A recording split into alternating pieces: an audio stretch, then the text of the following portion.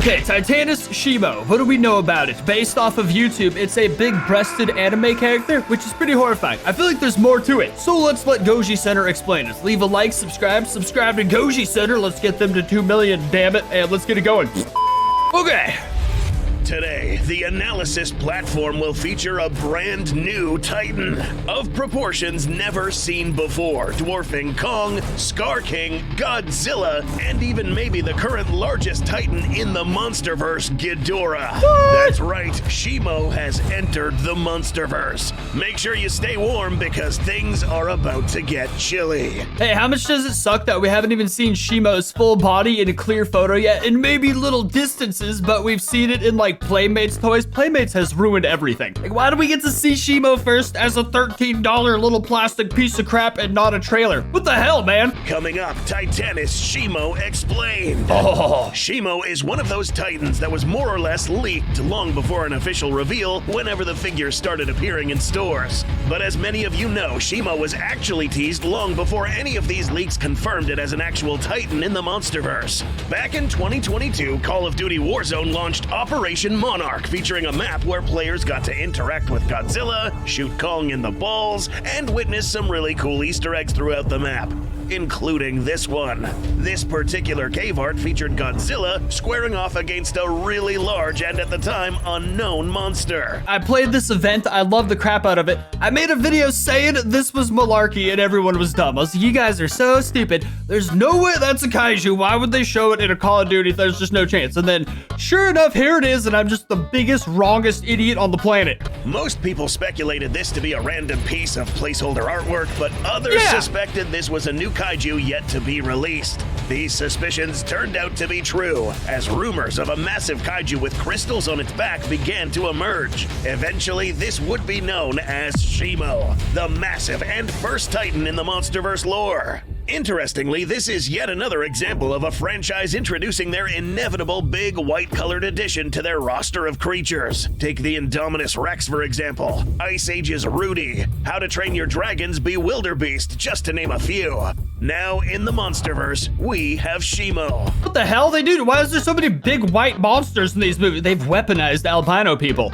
Official information about Shimo is really limited as of now, but by looking at its abilities in the most recent trailers and also knowing what its full body looks like, we can make some really well-educated guesses as to how this creature behaves, what its proportions are, and how it fights. Having said this, here's a potential spoiler warning before you proceed. Compiling all this data, we'll go ahead and bring forth a good speculative model of what Shimo actually looks like in our analysis platform. Meanwhile, how about we take you behind the scenes and take a look at how Goji Center's editing and research team surfs the internet to make these videos. This is the Opera browser, and these guys came up with Tabfulness. Just click on the link below and browse stress-free, ad-free, private, and most importantly, secure. Damn it, I'm sold. Planet Earth, who is about to feel the wrath of Shimo, she's ready for viewing. And here she comes. That's right, Shimo is confirmed to be female, the mother of all kaijus. Why so? I guess the mother of all kaijus. I mean, Mothra's a woman, I guess, confirmed too. You know what it is? I'm upset the game for a gender because now I see your big whole Shimo titties all over my freaking YouTube recommended, because you type in one Shimo video to get them all. What has happened to this country? We'll explain this more later in this episode, but for now, let's cover some physical attributes of this monster. For this episode, Goji Center collaborated with Dope Pope, who not only provided us with an excellent 3D model of Shimo for your viewing, but also the one responsible for designing Titanus Tiamat, also rumored to appear in Godzilla Kong: The New Empire. Dude, Dope Pope, if you don't follow him, you should. Like on Instagram or something. Craziest Godzilla artist in the world. One piece of footage that helps us understand how colossal this Titan actually is this clip seen in the trailer. It's been shared around the internet quite a bit, mostly because it does a really good job at showcasing how big she is. On all fours, it seems like Shimo rivals the size of an upright, evolved Godzilla. Now, at this point, when this episode is released, there isn't an official size for evolved Godzilla, but our best guess is that this evolved form did get a bit taller, at least while standing upright. Now, if we use this clip as reference and scale Shimo, we see that this Titan can not only be close to as tall as Godzilla, but also capable of rearing up and being much, much taller than any Titan in the Monsterverse. That's wild. To give you fun speculative comparisons, we can compare this with some of the largest kaijus in the franchise. Lengthwise, we have a Titan like Tiamat, who is said to be 847 feet in length. Compared to Shimo's mass, it seems like Tiamat is outclassed in every single aspect. I was gonna check my Goji standard size comparison chart, but freaking Ryan Reynolds is blocking it, dickhead. Keep in mind, I love him. Tiamat is no pushover. Probably one of the strongest Titans currently, but now embarrassingly small compared to Shimo. Hey, another big he's a fella grower. is Titanus Methuselah, 322 feet tall at the shoulder, capable of having lots of different geological formations on his back. Shimo seemingly dwarfs Methuselah, even with the mountain that he carries with him everywhere. That's insane. Ghidorah, for instance, is a whopping 521 feet in height. Much taller than Godzilla, but Shimo, if reared up, can look down at Ghidorah and bite off its 3 puny heads with one chomp. What the hell are they gonna do with the franchise after this? After this, how do you up it? We would need destroy as simple as that. Kong, come on now. We have a very special theory coming up that talks more about this. Just keep watching. I know what Kong's gonna Because of do. this gargantuan mass, we will speculate that this is automatically the heaviest Titan in the Monsterverse known so far. Much of the weight might come from the denser portions of the body, such as the crystals on her dorsals. The arrangement of these crystals is suspiciously similar to those of Godzilla.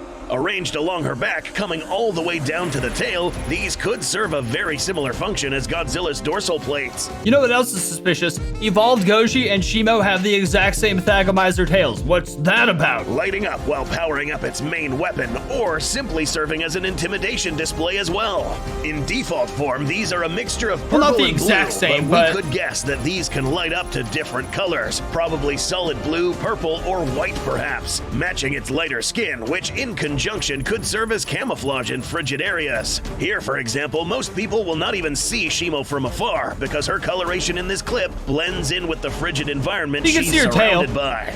Okay, so it's evident by now that this kaiju is synonymous with freezing temperatures and special abilities that exploit freezing elements. For example, notice in these clips that the mere presence of Shimo is cold enough to freeze the surrounding environments. It's evident by now that Shimo thrives in some sort of cave veiled by lava waterfall. Even in this really, really hot environment, Shimo, upon stepping out of the cave, is so cold that even her presence will freeze the ground that was moments ago burning hot because of the lava. You know what else is trippy? The waterfall or the lava waterfall where she's kept in, below or behind it is a giant thing of big purple glowing crystals. So it's like, ooh man, that's like where Godzilla gets like evolved. Veiled by lava waterfall. Even in this really, really hot environment, Shimo, upon stepping out of the cave, is so cold that even her presence will freeze the ground that was moments ago burning hot because of the lava. Her presence alone could even offset the temperature of this place, making it more habitable to the great apes that live here.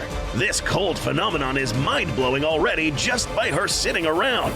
Now imagine getting touched by this thing. Her body temperature being this cold could even make her impact more powerful. Yeah, you Let's perverts. study this a little bit more. Given her proportions and the colossal size of these limbs, especially the front ones, will make any melee attack from Shimo a lot more deadly. Her arms alone are massive enough to outclass literally any other kaiju in the Monsterverse in frontal combat. Yes, probably even Godzilla. Just look at the difference in reach. That's insane, this dude. impact, along with the frigid temperatures, will spell doom to whoever makes contact with this kaiju. Freezing any body part, risking frostbite, which so happens to be an actual name of one of the abilities, Frostbite Blast. Before we break down this ability, let's move down to a weapon that can kill with one impact, the Thagomizer. This ferocious-looking weapon is seemingly made out of the same material as its dorsal spikes, formed in a way that can look like sharp obsidian blades. These, mounted on a long tail powered by these hips, can wind up enough energy to fatally lacerate any kaiju with just one hit. I just noticed something trippy. The freaking crystal on the very tip-top end of the tail on Shimo's tail looks just like the crystal on Scar King's whip. Seeing this thing come at your face is nothing but certain death. What in my face? Even without any additional abilities, Shimo seems nothing but unstoppable.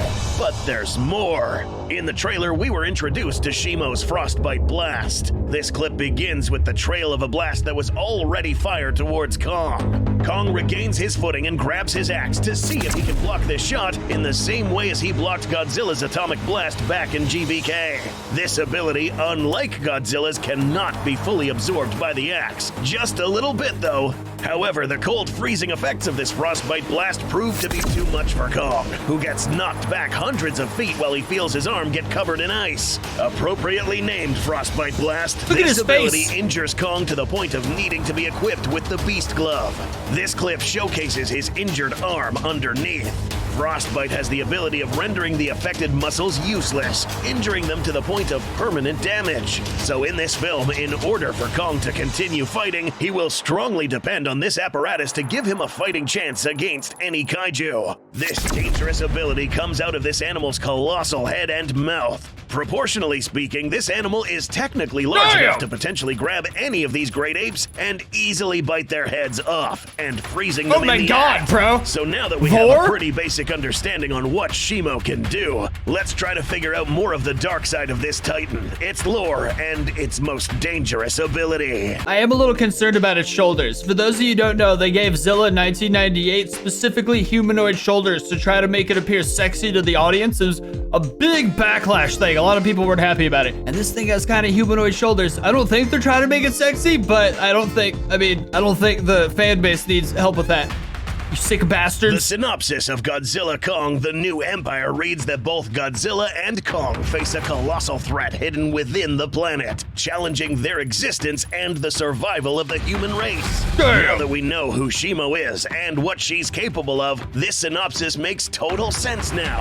After all, Shimo is said to have started the Ice Age thanks to her ability to change the climate. This may be her most destructive ability after all. Note that we didn't say anything about weather manipulation, but climate manipulation. There's a big difference. Let us explain.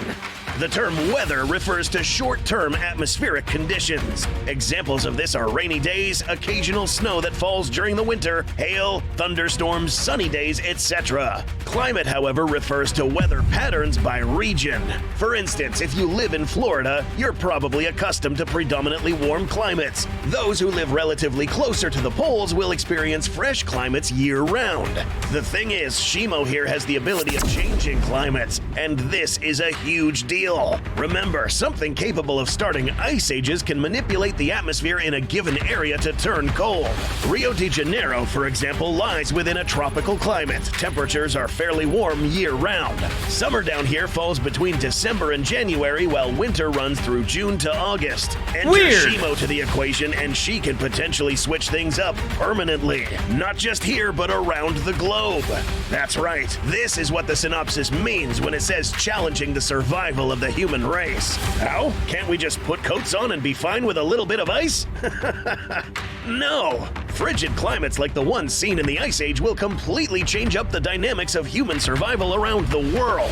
To very quickly and simply explain this, let's ignore for a moment that a colossal kaiju is roaming around killing everything and focus just on the effects of an Ice Age. I read something saying evolved Godzilla 6 times stronger than the last Godzilla, so I'm trying to think how the hell they're gonna stop this. Humans need food, yes? Well, guess what? A lot of the agricultural goods produced around the globe are going to be unable to be grown. Some areas will be too cold for living. Eventually, most of the planet would be freezing, making most land inhospitable for human life, comfortably at least. Overcrowding will occur, and resources would get alarmingly low, causing death tolls to rise due to starvation and self-inflicted attrition. An abrupt ice age like this would not give us any time to prepare for impending doom, and a lot of human life on the planet will be lost. Nah, dude, I got like 4 weeks worth of water in that closet and like survival rations. I'm gonna be fine. You guys are screwed though. Yeah, that's Shimo for you, a walking weapon of mass extinction, currently doing the bidding of Scar King.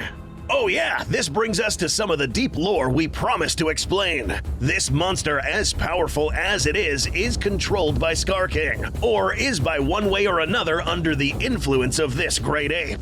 Speculations are all over the place on how this relationship works, but we'll go ahead and guess it has something to do with this crystal found at the very tip of the whip. Damn it, never mind. It doesn't look like the one on the tip of Shimo's tail. It looks more dull on the... I don't know, maybe it does, maybe it is. If we look closely, resembles something that belongs to Shimo. We'll guess that Scar King some long time ago stole possession of this crystal and mounted it on some form of subjugating weapon, such as this whip, which in turn sort of acted as a way to bond Shimo to Scar King's will. We discussed how a titan like this could already dispatch lots of different kaijus, and if it was turned against the great apes, it's no wonder how Scar King was able to amass a giant army of apes, using Shimo as a way to intimidate others, used as a power symbol to amass the following of an ape army, and execute those insubordinate apes that don't seem to collaborate. So in a way, Shimo is similar to what the Rancor is to Jabba the Hutt, both as a means of executing by making the victim an example of him, and even as some evil form of entertainment.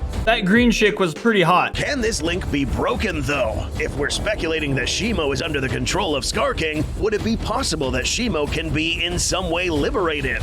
Maybe. If we entertain the idea that this crystal has anything to do with this link, oh, it the does look like his destruction of tail. it may imply that Shimo is free from Scar King's influence, and perhaps turn on its captor, who previously had it doing stuff that may or may not have been things Shimo would normally do. This is literally how the movie has to go down. It has to be that exact cliche where it turns on its captor. I don't see any other way of them beating it. Using the whip as either a way to tell it what to do, or even calling Shimo by name. Oh yeah, don't think just because these animals are kaijus, we'll throw out the possibility that Scar King can talk. This is a wild card, but there's no mention as to how Shimo was named. That'd be Even so though cool. the word Shimo means pit or hole in Swahili, or ice or frost in Japanese, Oh. this word is suspiciously similar syllable-wise to Zuko, who happens to also be part of this ape tribe. So it is possible that these great apes perhaps communicate verbally amongst each other, associating names to individual members of the clan. Those of note at least, and one definitely given to Shimo. This is a theory, but one definitely plausible to a sophisticated clan of great apes. Damn, dude. Freaking Scar King speaks Japanese. I gotta get on my languages so badly. I freaking love this video. The size of Shimo is incredible, and the fact that it can go bipedal is nuts. I don't see any way for our heroes to defeat this villain, but it's one of those things where it's like, is it really a villain, or is it just a kaiju being manipulated? I feel like it's the kaiju being manipulated, so they're not gonna defeat it, because like if they defeat it, it would also upset some natural order somehow. I don't know. It'll be sweet. This was freaking awesome though. Leave a like, subscribe for more Godzilla stuff, subscribe to Goji Center obviously, because they're awesome as well, and I'll see you next time.